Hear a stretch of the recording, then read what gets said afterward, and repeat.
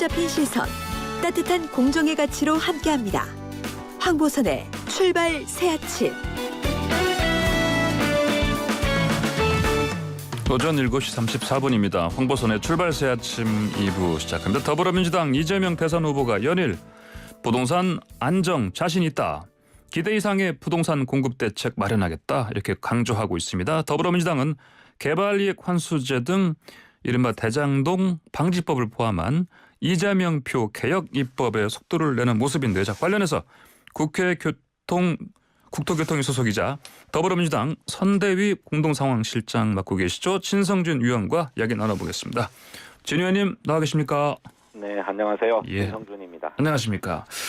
먼저 대장동 특검 관련해서 여쭤보겠습니다. 이재명 후보가 SNS에 윤석열 후보 혐의와 의혹에 대한 특검을 거부한다면 윤 후보가 바로 범인이다, 이러면서 재차 특검 요구 입장 밝혔는데, 근데 지금 국회에서는 이 특검론 시동을 걸고 있지 않은 것 같습니다. 어떤 상황입니까?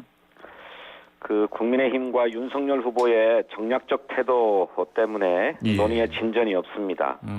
윤석열 후보나 국민의힘은 무조건 특검 수용을 주장을 하다가 이제 그러면 이재명 후보가 검찰의 수사가 대단히 미진했으니 특검을 하자라고 제기하니까 이제는 입을 다물고 있어요. 그러니까 그분들의 특검 주장이라고 하는 게 오로지 이재명 흠집내기의 목적이 있었던 게 아니냐, 이런 생각이 듭니다.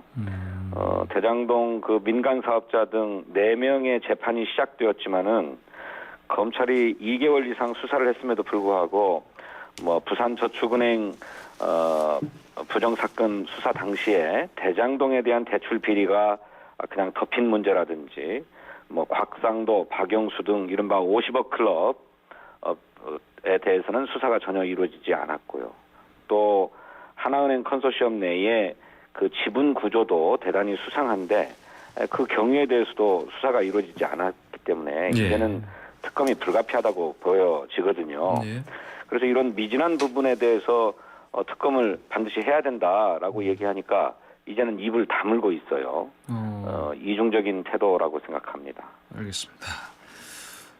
이재명 후보가 대장동 개발 관련해서 개발 이익을 전부 회수하지 못한 데 대해서 계속 사과 입장을 밝히고 있고요. 이른바 이 대장동 방지 3법 법제화도 신경을 쓰고 있는데, 근데 이 3법 중에 개발 이익 환수법 개정안, 이것만 지금 국회 국토교통위에서 어떻게 그냥 처리가 안 되고 있는 상황인가요? 어떻습니까? 예, 개발이익 환수법이 핵심 법안인데 이거는 개발 사업이 끝나고 나면 개발 이익 가운데에 몇 퍼센트를 개발 부담금으로 환수할 거냐 하는 문제입니다. 현재는 20% 환수하도록 되어 있는데 이거를 40% 내지 50%로 상향해야 된다라고 하는 법입니다. 근데 이 법에 대해서는 상정하는 것조차 반대하고 있어요. 그래서 대장동 방지 3법 가운데 도시개발법과 주택법은 상정을 해서 국토위를 통과했습니다, 어제. 그런데 개발이익 환수법은 아직 상정도 못하고 있으니까 국민의힘이 정말로 이 개발 사업의 개발 이익을 민간이 독식하는 문제를 차단하고 공공이 환수하는 데 의지가 있는지 의심스럽습니다. 그러니까 세 개 법 중에서 유독 이 개발이익 환수법, 현재 20% 말씀하신 대로 40-50%를 올리는 걸 왜 국민의힘에서는 반대한다고 보시는지요? 이제 그분들이 처음에는 별 얘기를 안 타가 이제는 그렇게 하면 사유재산권 침해다. 또 그렇게 개발 부담금을 많이 환수해 가면 어떤 민간 업자들이 개발 사업에 투자를 하겠는가? 이런 이유를 들면서 상정 자체를 반대하고 있거든요. 그런데 이거는 사유재산권 침해가 아니라 민간 개발업자에게 적정한 수익을 보장은 하지만 그 이상으로 초과 이익이 발생한 부분은 공공이 환수하자라고 하는 거거든요. 실제로 이 법이 제정될 당시였던 1989년도에는 개발 부담금 비율이 50%였어요.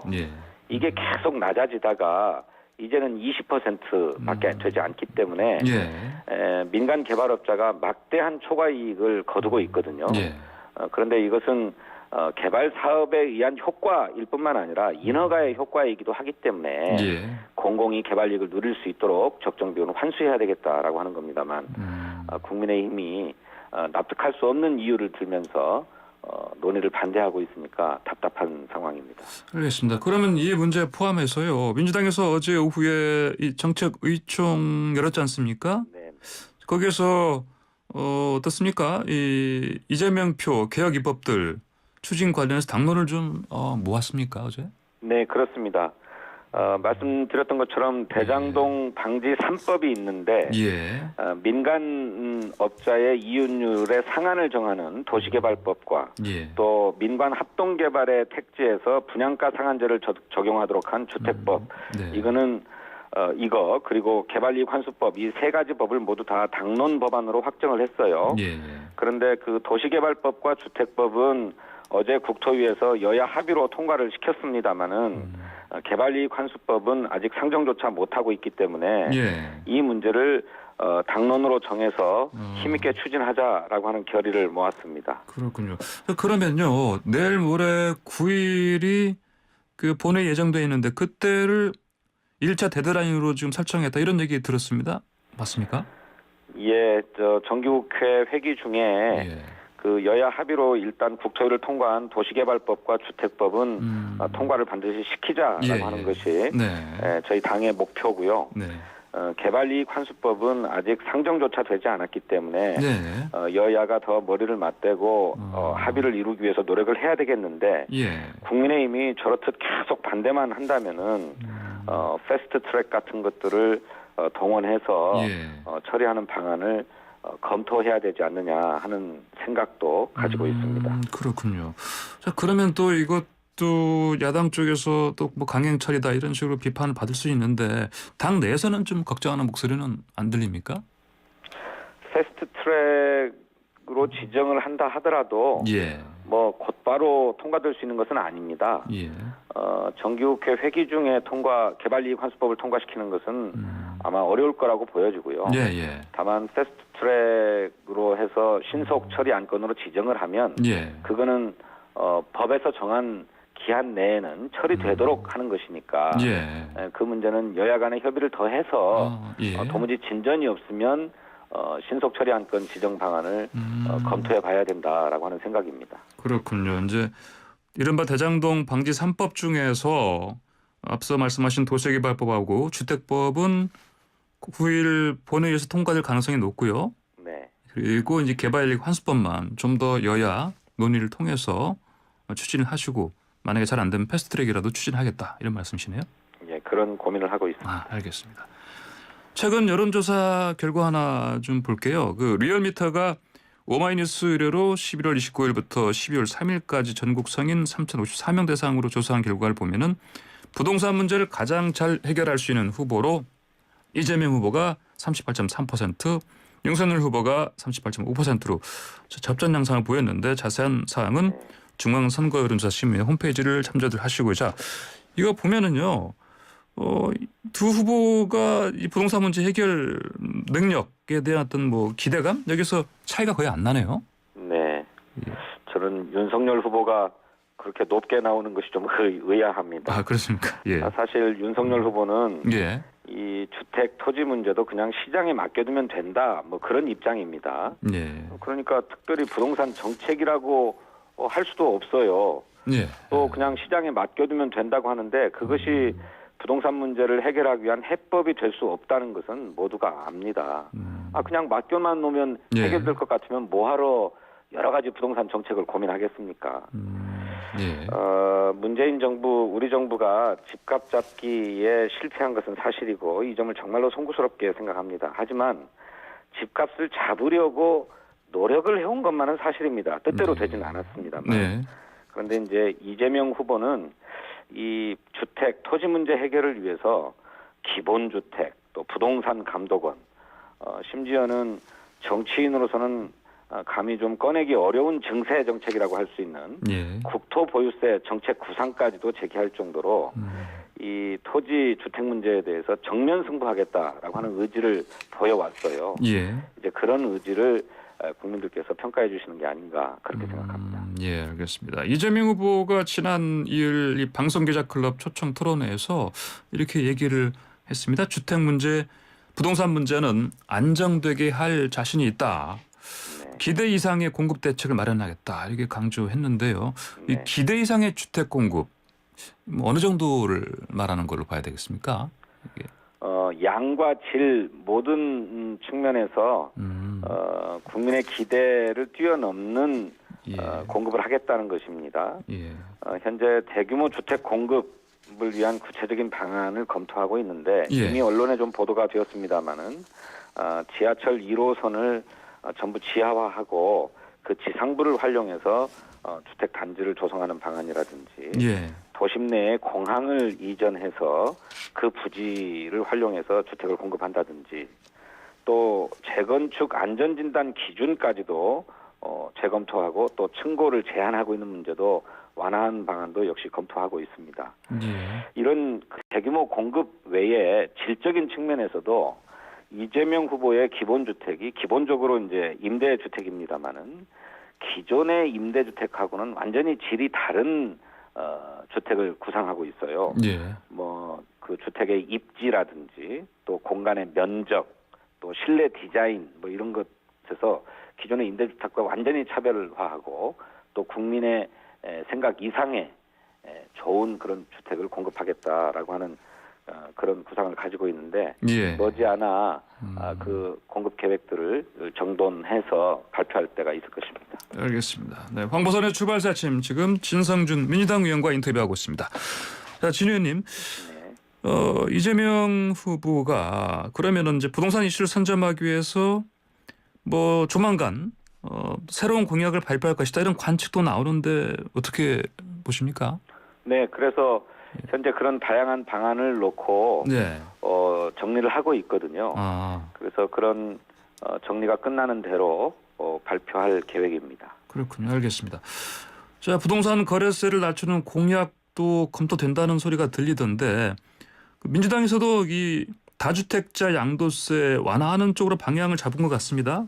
자, 그런데 이거는 당내에서도 반대하는 의원들 목소리가 들릴 것 같은데 진 의원님도 사실 그런 입장 아니십니까?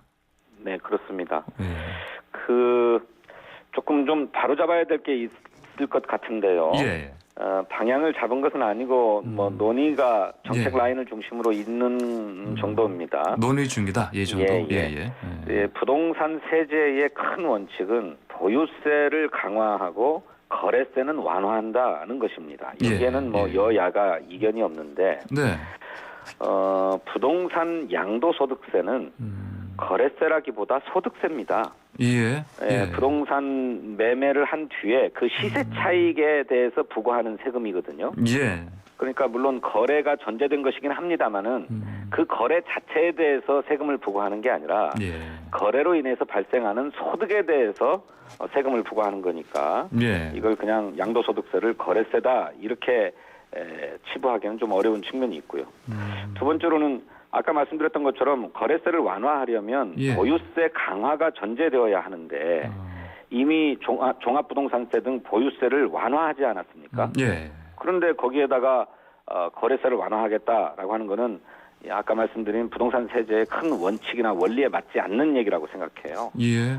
또 양도소득세도 1주택자, 실수요자의 부담을 덜어주기 위해서 면세 기준을 시가 9억 원에서 12억 원으로 완화했습니다. 국회에서 법이 통과됐고 이제 국무회의에서 의결돼서 공표되면 뭐 올해 중으로는 시행이 될 것 같은데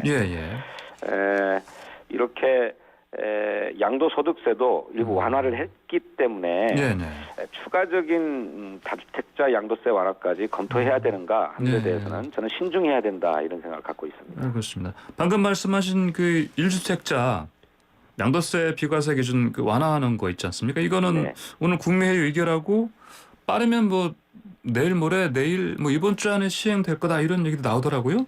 예, 이 지금 부칙의 시행 시기를 예, 예. 공포 후 즉시 시행하는 것으로 했기 때문에 예, 예. 국무회의에서 의결하고 관보에 공포가 되기만 하면 곧바로 효력이 발생합니다. 알겠습니다. 방금 말씀하신 것처럼 사실은 엄밀히 보면 양도세는 사실 이게 거래세라기보다 소득세인데 네. 어쨌든 일반적으로는 또 이것도 뭐 거래세로 보는 시각도 많고요. 그래서 이거를 이제 정말 다주택자 양도세도 완화를 하게 되면 그래도 거래 활성화하는 데는 효과가 있지 않겠나 이런 그 목소리도 들리는데요. 어떻게 그게 보십니까? 이제 양도소득세 다주택자에 대한 양도소득세도 완화해줘야 된다라고 네네네. 하는 주장의 논거인데 예. 이제 이른바 매물을 좀 유도해서 시장에 주택 물건이 많이 나오게 해서 좀 예, 예. 가격을 좀 떨어뜨려 보자, 예, 예. 집값을 좀 떨어뜨려 보자 이런 뜻 아니겠습니까? 네, 좋죠. 그런데 그런 기대처럼 효과가 과연 있을지 오히려 그것 때문에 양도 차익을 바라는 주택 투기를 오히려 유발할 가능성이 있지 않는지에 예. 대해서 좀 신중하게 검토해야 된다고 생각해요. 알겠습니다. 예. 진 의원님 참 그리고 그 빈집이 있잖아요. 네. 빈집 현황 파악해서 빈집세를 물려한다 이런 말씀하신 걸로 제가 들었습니다. 관련 법안도 발의하십니까? 네, 그렇습니다. 발의했습니다. 뭐 아직 그렇습니까? 예. 빈집세를 물리는 것까지는 발의하지 않았습니다만 네네. 정부가 빈집을 관리하는 시스템은 좀 정비하고 체계화해야 되겠다고 하는 겁니다. 네. 제가 이번 국정감사에서 보니까 이 빈집 관리가 아주 제각각으로 중구난방이에요. 그래서 예, 예. 통계청이 발표한 전국의 빈집 수는 43만 호인데 예. 국토교통부나 농림부가 발표하는 빈집 수는 네. 13,000호밖에 안 됩니다. 아, 예. 막 40배 막 이렇게 아하, 차이가 나는데. 큰 차이가 나네요. 예, 예. 빈집은 어느 때라도 사람이 들어가서 살 수 있는 공간 아닙니까? 예. 그 자체로 매물이 될 수도 있고 임대 물건이 될 수도 있는데 이 빈집에 대해서 체계적으로 관리되지 않으니까 오히려 주택 재고로 활용되지 못하고 있는 이런 측면이 굉장히 큰 것 같아요. 예. 그래서 이걸 체계적으로 관리하고 통합적으로 관리해서 빈집 정보를 국민이 소상하게 알 수 있도록 하자. 예. 그래서 도심이든 농촌이든 빈집이 있으면 거래를 제시한다든지 임대를 제시한다든지 해서 주거 편의를 도모하자라고 하는 차원에서 예. 법안을 발의했습니다. 알겠습니다. 진 의원님 오늘 말씀 여기까지 듣겠습니다. 잘 들었습니다. 감사합니다. 감사합니다. 네, 지금까지 더불어민주당의 진성준 의원이었습니다.